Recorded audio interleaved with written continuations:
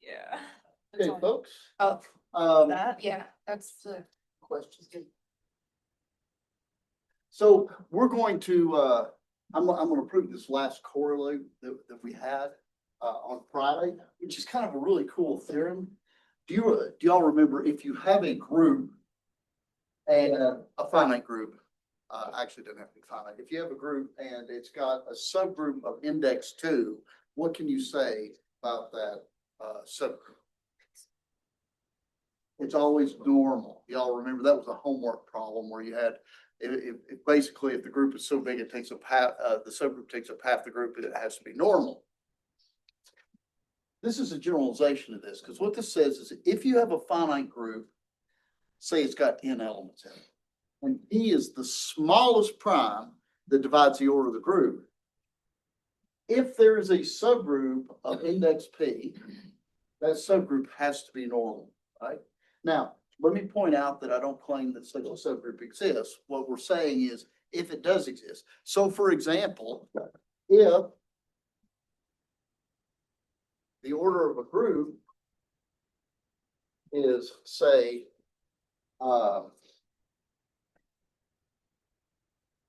45, right, which is 3 squared times 5, and H in G has order 15. Well, so if you have a group order, so suppose you have a group order 45, and you happen to know that you've got a subgroup order 15, that means that the index here is 3, which is the smallest prime that divides this. So in this case, H is normal G, no questions asked, right? Let me point out that this generalizes that first statement I made about subgroups of index 2, because suppose, just for giggles, that you have a group of finite order and it's got a subgroup of index 2, right? G colon H is 2. Well, 2 is always the smallest prime, right? So it's sort of automatic. That automatically gives you a more ugly theorem. So let's see why this is true. Proof.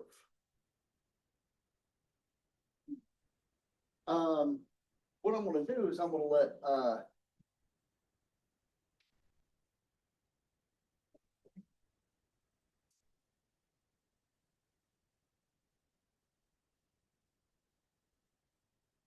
where P is the smallest prime, but G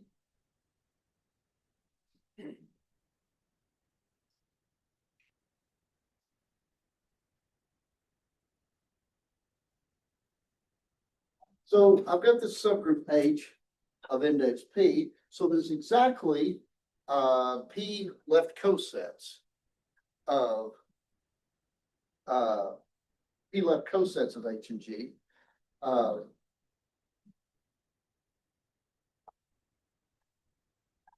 Consider the set of left cosets of H G. And I will let pi H be the permutation representation of this.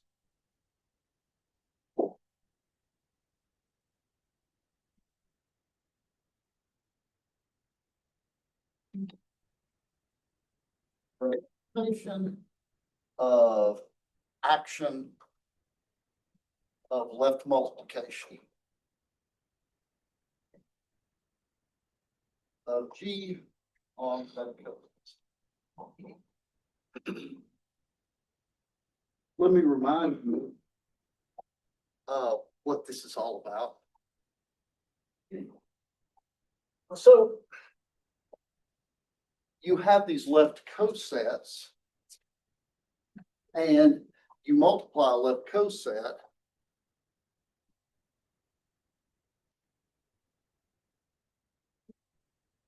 That's the way the action works. G acts on this coset just by multiplying. This gives a homomorphism from G into SP. That's what a permutation rate. So what you do is you go through every element of G and you see how it acts on the left cosets. Every one of those gives a permutation on the P left cosets.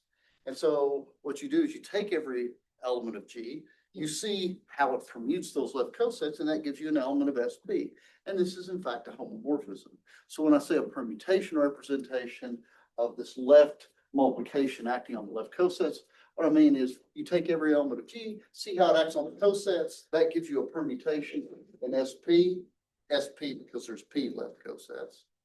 And that's our homomorphism. Now, that P is going to be important. So let's play off of that a little bit. Let K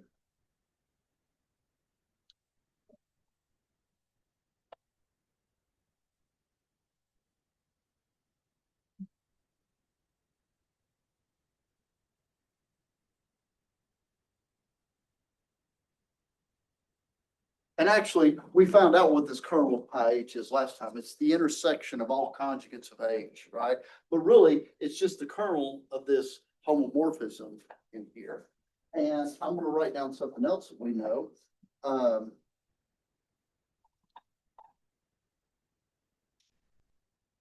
going to let K be the index. We knew, of course, that this is a subgroup of H from last, right, this is a subgroup of H from last time. And GK is equal to GH HK. So the index of K and G, this is just basically the multiplication of indexes here. The index of K and G is the index of G and H, or H and G comes the index of K and H. And this is P, right? Because there's P left cosets of H, E, and K. And this is K because I said so right there.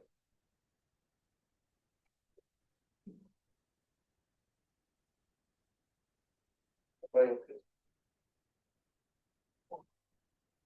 So,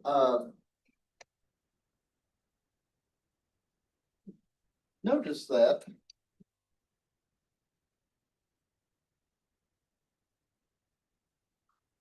on K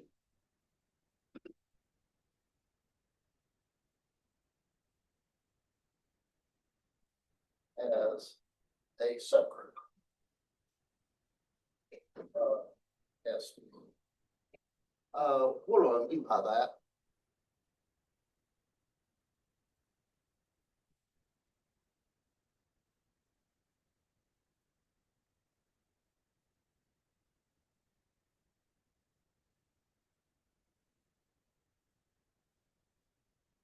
Well, this is basically the first isomorphism, right? So let me clarify this a little bit. What do I have here? I have a homomorphism from G to SP. That was my infamous pi h here. And what does the first isomorphism theorem say? Well, this means that G mod the kernel of pi h, which in our case is G mod K, because the kernel of pi h is exactly K, is isomorphic to the image of pi h, which is a subgroup of SP. Right? And so that's what I mean by saying we can think of G mod K as a subgroup of SP because it is isomorphic to this image, which is a subgroup of SP. Right? And how does that help us here? This means the order of G mod K must divide the order of SP. Because any subgroup of a group divides the order of the group. And so in particular, the order of G mod K must divide factorial. Because P factorial is how many elements are in SB. Any questions so far?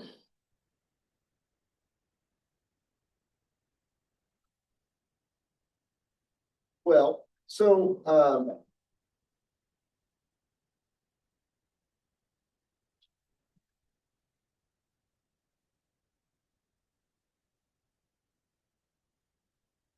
line here, the index of K and G.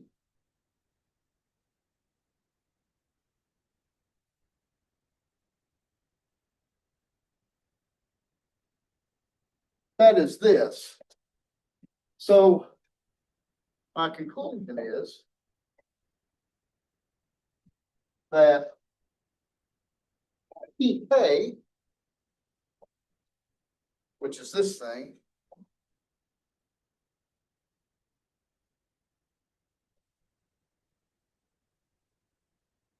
so PK divides P factorial. Therefore, K divides P minus 1 factorial. Right. But notice that any divisor, well, let me say any prime divisor of K must divide P minus 1 factorial and also divide the order of G.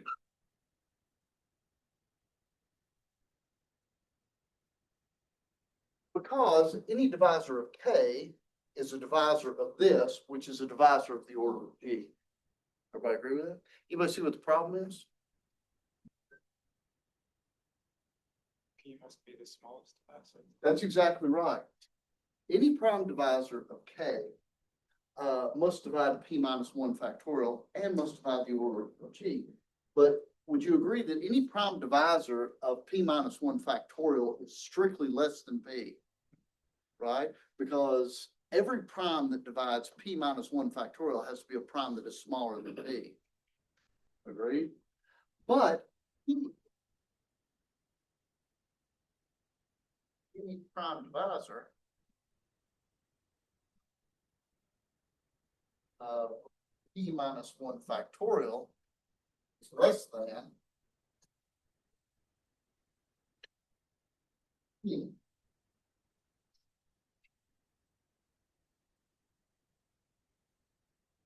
So cannot divide. So cannot divide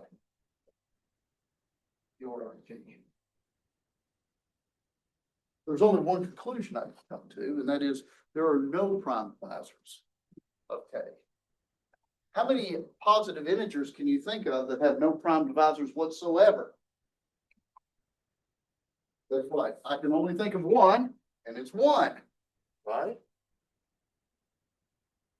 So K equals 1, right? And this was the index of K and H. Therefore, H is K, which was the kernel of pi H, which is normal in G. And that proves the theorem because H is normal in G. Okay. Any questions on that? Yes. Did you get to the step of K divides P minus 1 factorial? Oh, this right here, because PK must divide P factorial. Right? So cancel the P's in a certain sense, and K must divide P minus 1 factorial. Right. Others. Okay, so now we are going to look at, so we've been looking at actions. We mostly looked at multiplication actions. That is acting on the left. We acted here on the left by multiplying elements of the group times the cosets. We acted on the group by action. Now we're going to focus a little bit more on conjugation action. And this is going to lead us into the very famous CELO theorems, which is basically a nuclear weapon group theory. So let me remind you. Definition. We say G acts on itself. The group G acts on itself by conjugation.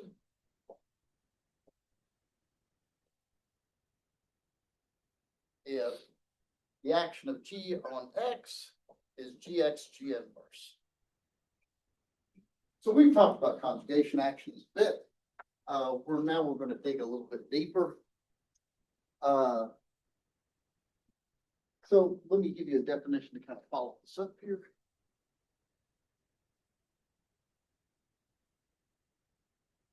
I've used this term a lot, but I'll formalize it here. Suppose we have a group.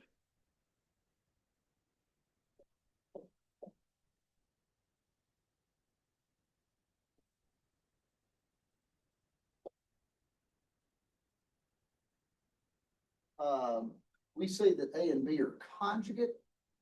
A,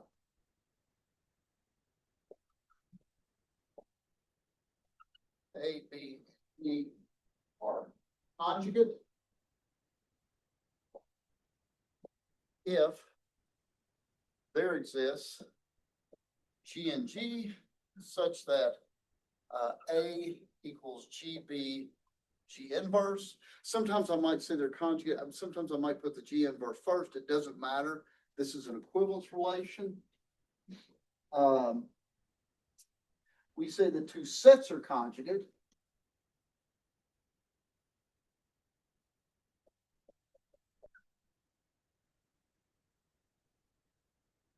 We can say conjugate sets in the same spirit. S and T are conjugate. If S equals GT G inverse for some G and G.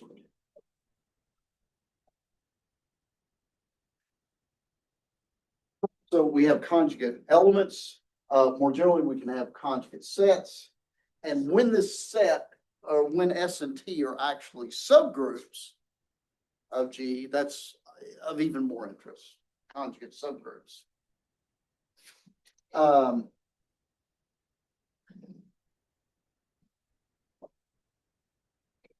We point out, and I've pointed this out before, but it's not going to hurt anything for me to review it. If G is an abelian group acting on itself, then this is the boring actions. Tell me what happens. What does G do to X if this is an abelian group? It just leaves it alone, right? So if G is an abelian group, then the action of conjugation is a trivial action. And so it doesn't tell you a whole lot. However, in the more general case, it's very rich in what it tells us. Okay, theorem.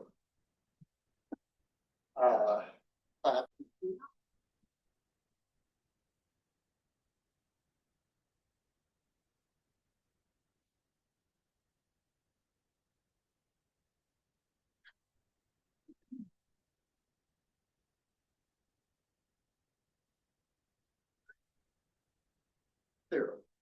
Let S be a subset .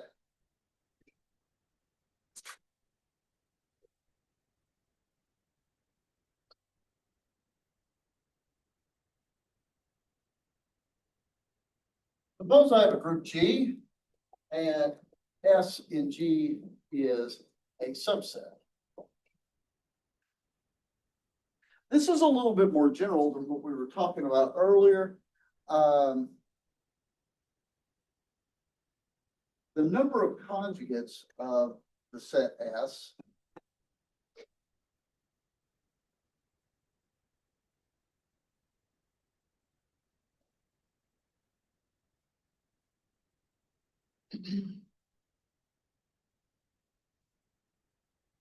anybody want to guess?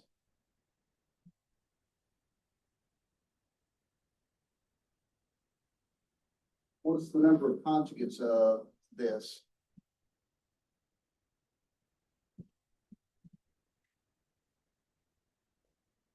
Order if we normalize or? Ooh, very good, very good. The length of the orbit is the index of the stabilizer. Everybody remember that old chestnut? The length of the orbit is the index of the stabilizer. When I'm asking for the number of conjugates of S, what am I really asking? How many conjugates? I'm asking, what's the length of that orbit? So I take S and I conjugate it. Maybe it gives me S back. Maybe it gives me something different. And I just keep doing this and look at all the different things I get. That's the orbit of S. So the length of the orbit, that is the number of conjugates you have, should be the index of the stabilizer. But what's the stabilizer here? What stabilizes S? Well, it's actually the normalizer in G of S. And that's intuitively true. I'm going to dig into that just a little bit. If in the special case that S is just a single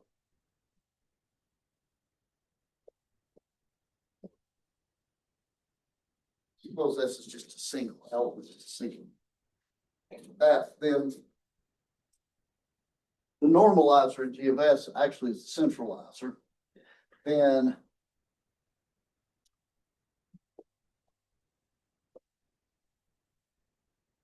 the number of conjugates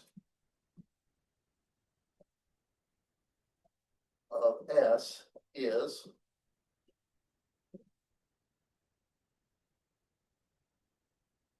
what's all the stuff in here that leaves S alone is the centralizer in G of the element S.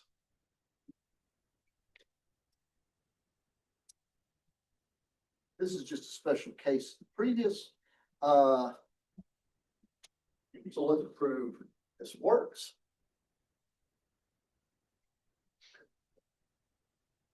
So before I dive deep into the proof, let me give you a reminder.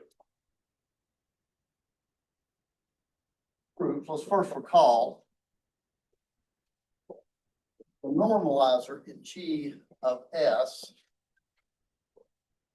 This is all the crap in G such that GS G inverse is equal to S. Now, when I remind myself of that, this looks a lot more plausible.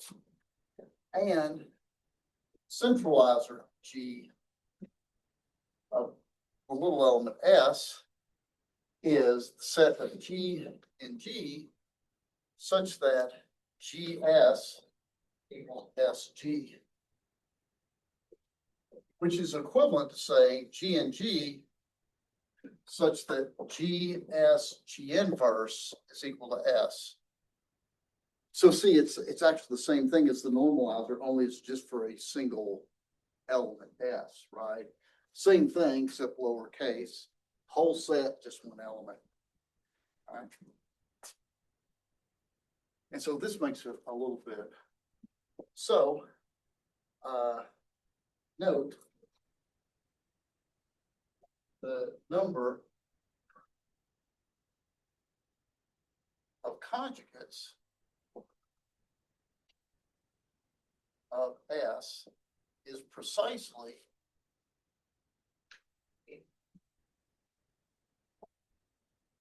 the length of the orbit of S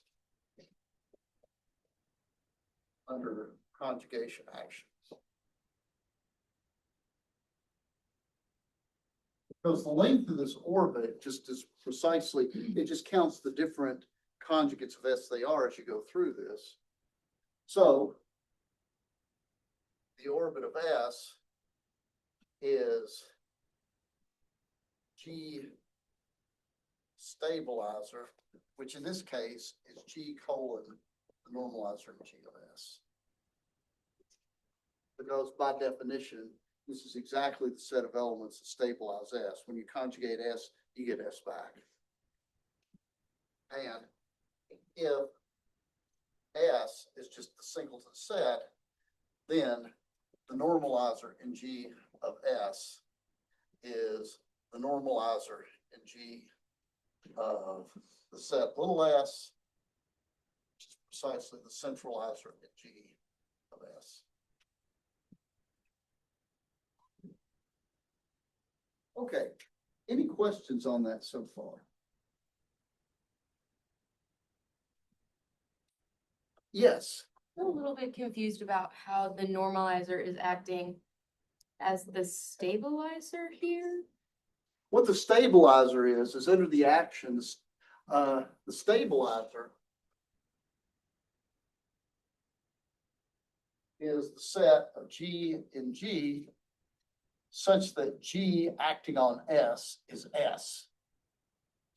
Right, the stabilizer of anything under an action is just what leaves that set alone. Now, let's take this and massage it a little bit to our particular definition of action. This is the set of G and G such that GS G inverse equals S, right? Because our action is conjugation. And that's precisely the definition of the normalizer. Other questions? Okay. Here's a big one. And one of the reasons I know this is a big one is because it's also got like a really big, important corollary.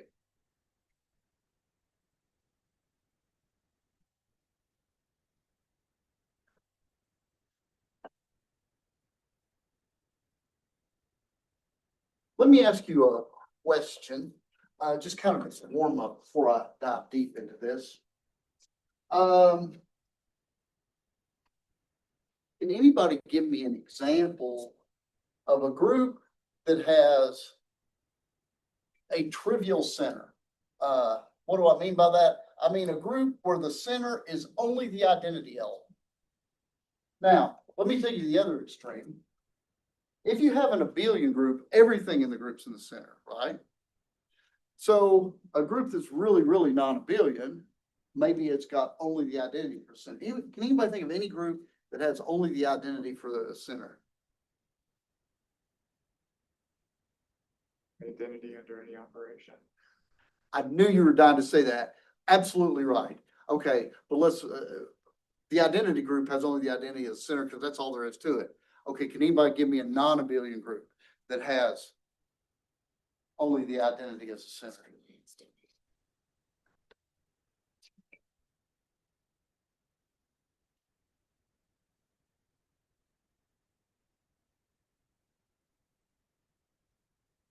Not exist because there has to be some G inverse where it would apply to, or S inverse.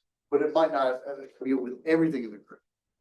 The simplest example maybe to think of is S3, right?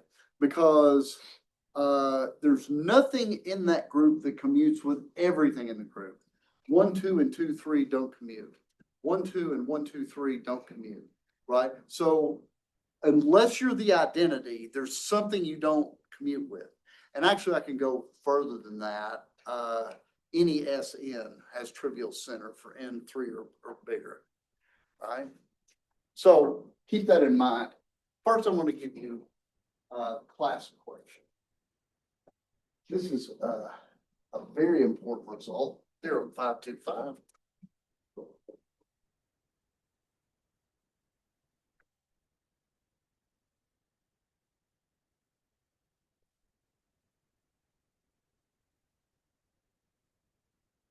Here I'm assuming that the group is finite, but this basically counts conjugacy classes. Let G be a finite group.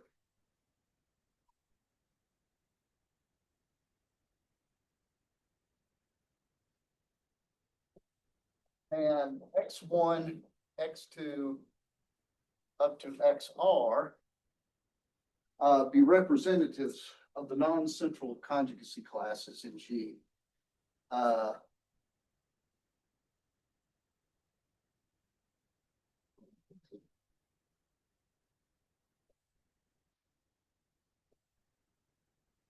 Representatives of the distinct conjugacy classes.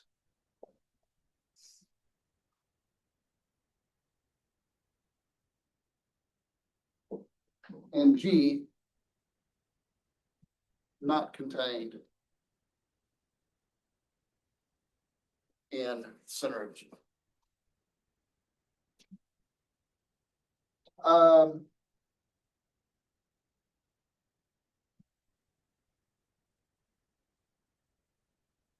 So here's the famous equation. The order of G is equal to the order of the center of G plus the sum, K equals 1 to R of G colon the centralizer in G of XK.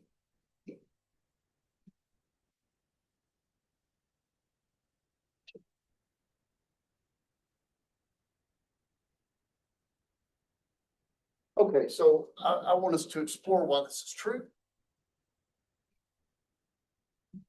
Let me show you the conjugacy. It might be illustrative for me to show you this in via a couple of examples, perhaps.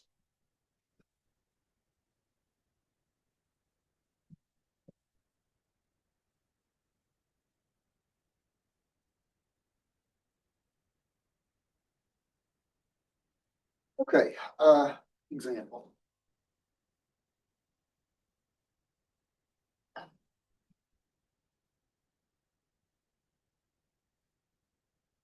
Okay, let you be S3 and we're acting on self by conjugation. Let me tell you what the conjugacy classes are. Here's one of them.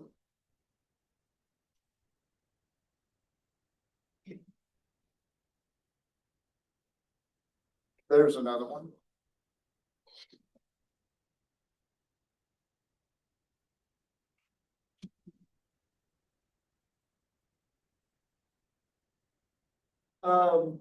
You can check this yourself. Also, if you all remember, do you remember how I told you all last time that in Sn, any two elements of the same cycle type are conjugate, right? So all the elements of cycle type 2 are conjugate. All these are. You can test me on this. For example, what happens when I conjugate 1, 2 by 1, 3, 1, 3? Then I get 1 goes to itself, and 2 goes to 3. Right? So here's one conjugate of 1, 2, namely it's 2, 3. What happens when I conjugate this by 2, 3?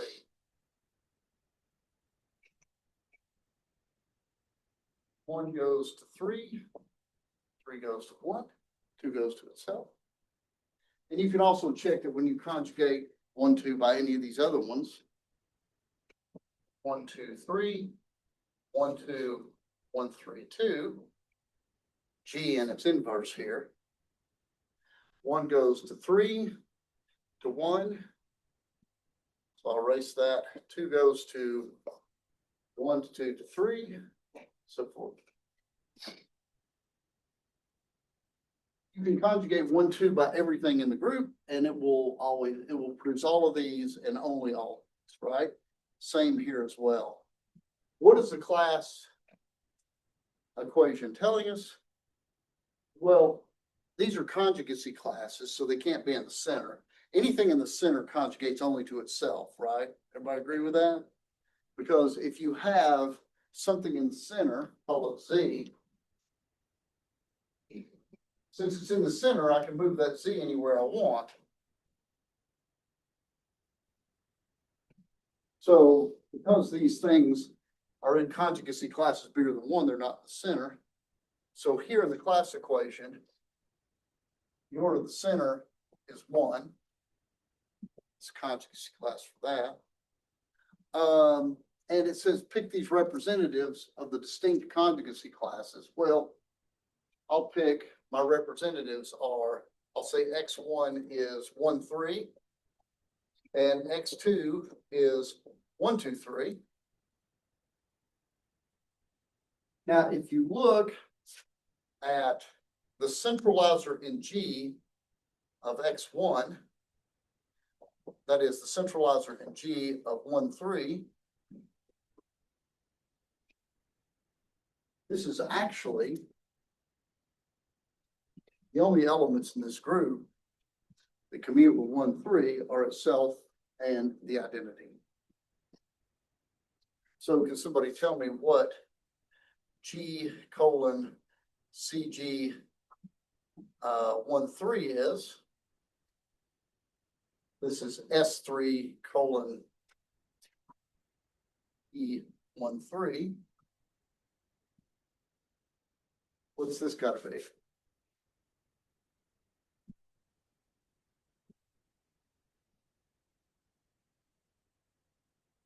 This is right. This is order 6, right? Divided by the subgroup order 2. This is 3. And if you look at CGX2, this is CG1, 2, 3. And the set of elements that commute with this are just the subgroup it generates.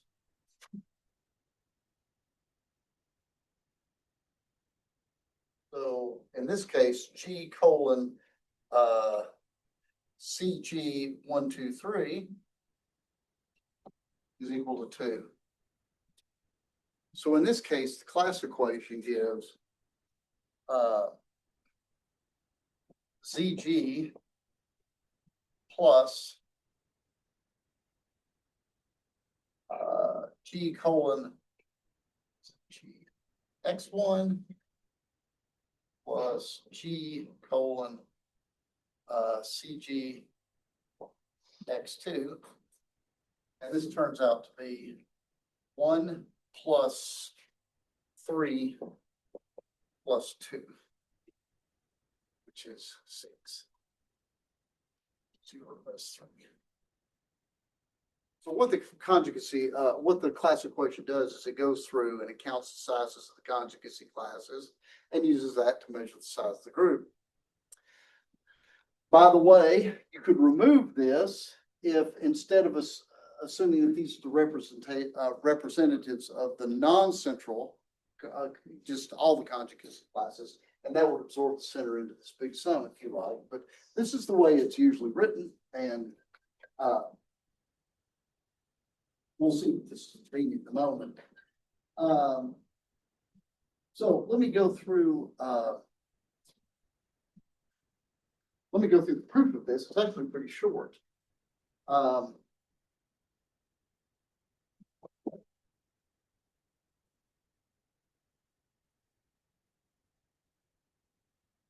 So let's note first that we have proof X and G is in a conjugacy class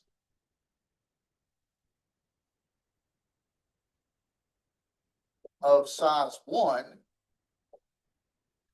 if and only if X is in the center of G.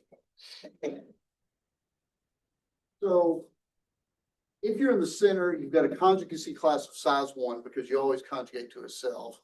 And if you've got a conjugacy class of size 1, that means you commute with everything in the ring. So we've got that taken care of. So let's let C1 up to CR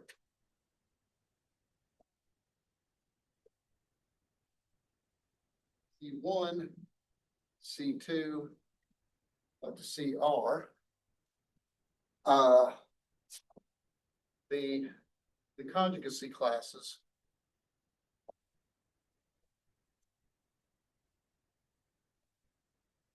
of size greater than. So that is to say, each CI has more than one element in it. Then it's immediate that the order of G is the order of the center, because really, this is just counting all the conjugacy classes of size 1. Every element in the center is in its own conjugate. class. So you're counting those, and then we separately count the conjugacy classes of size bigger than 1. I equals 1 to R. But each of these,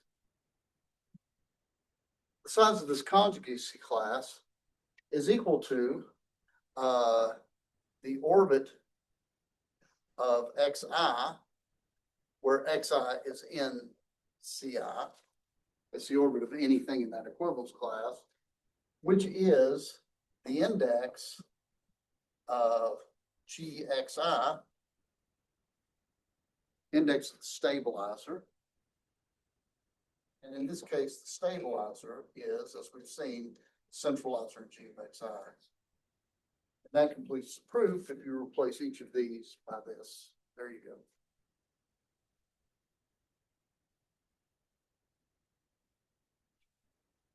Okay, any questions?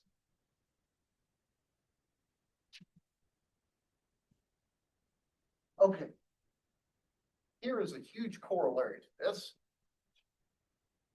This looks very big.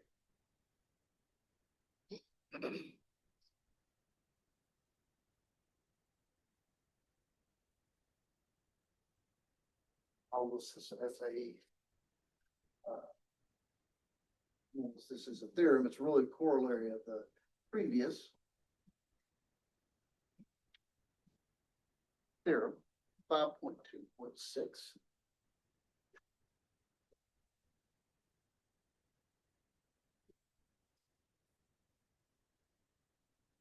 Suppose the order of G is P to the A power, A in the natural numbers. That is to say, A is at least 1. I don't want this to be the identity group. Then the center of G not equal to that is to say, the order of the center of G bigger than 1. This is an amazing theorem. If we just had that example that if you have any symmetric group Sn where n is at least 3, the center is trivial. There only the identity commutes with everything. This is impossible for a group of prime power order. So if you have a group of order 64, that's 2 to the 6th power. I promise you there is some element other than the identity that commutes with everything in the group. This is an amazing theorem. And by the way, this is very important for problem 2 on your homework this week. Let's see why this is true. Suppose the order of G is P to the A bigger than or equal to 1. Let's throw the class equation at this.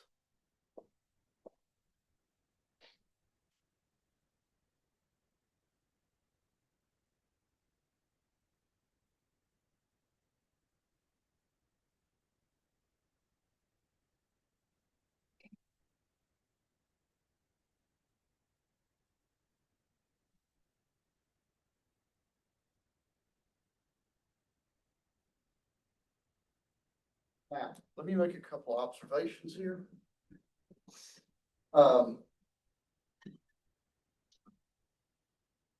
What can you say about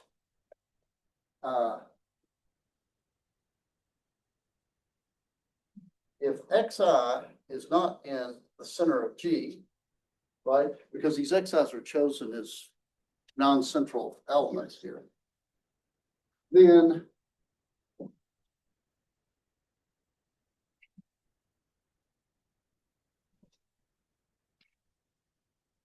by the way, what can you tell me? The centralizer in G of xi is a subgroup of G, always. So what's its order got to be? So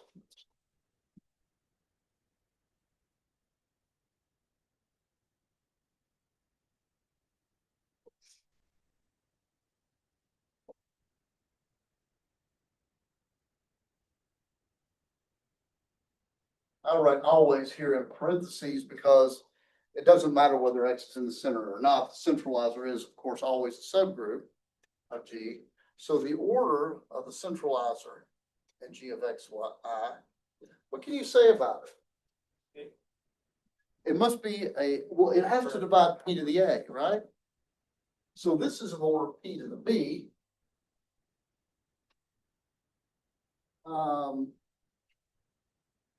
Where B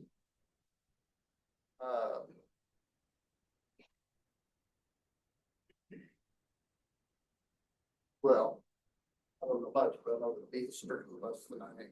Why is B less than A?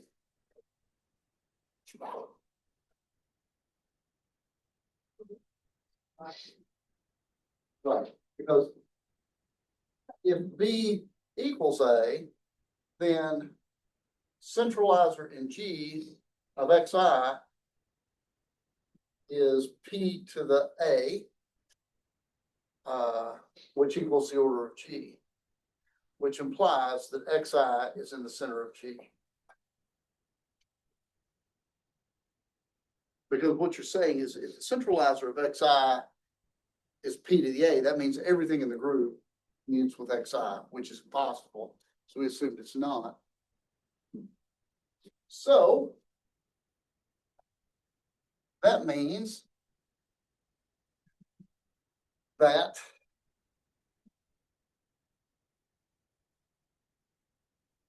the index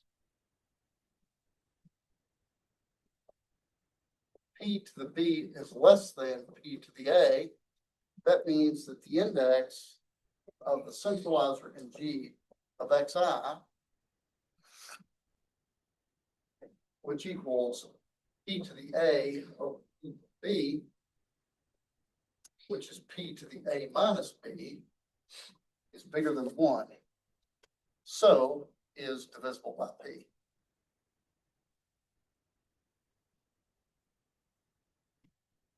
Right. So what we've concluded is this thing right here is divisible by every term here is divisible by P. And of course, this is divisible by P. So in the class equation, every one of these animals is divisible by P. This is divisible by P. So what can we conclude about the order of the center?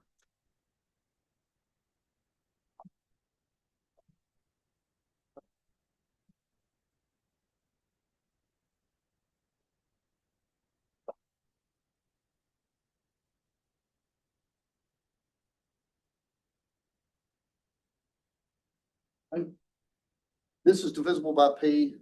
This is divisible by P. So this must be divisible by P as well. Agreed? So the order of the center is divisible by P. And the order of the center is always greater than or equal to 1 because I don't know much, but I know that at least the identity is in. So you've at least got that much. Therefore, order of the center of G is in fact greater than or equal to P. So the center of G not trivial. There have to be elements in there. Okay. Any questions on that? We'll start the CELO theorems next time, but I'm going to give you a corollary. Yes. Once again, another cool corollary.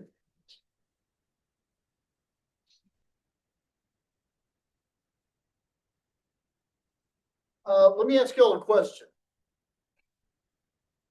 If you have a group and it has order P, where P is prime, what can you tell me about that group? Something very strong you tell me about. Anybody know? That's right. In particular, it's cyclic because it has to have an element of order P and that must generate it, right?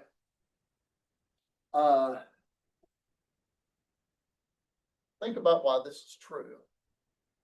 If the order of G is P to the A, with A equal 0, 1, or 2, then G is a billion.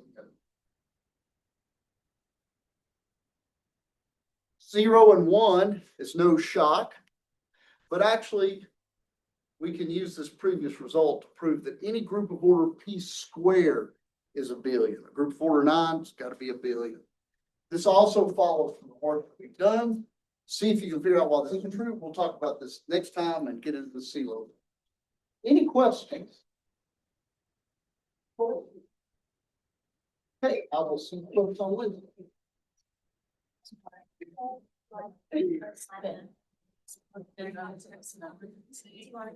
Sure. Did we ever, I also need to charge my computer and my iPad. Or, no.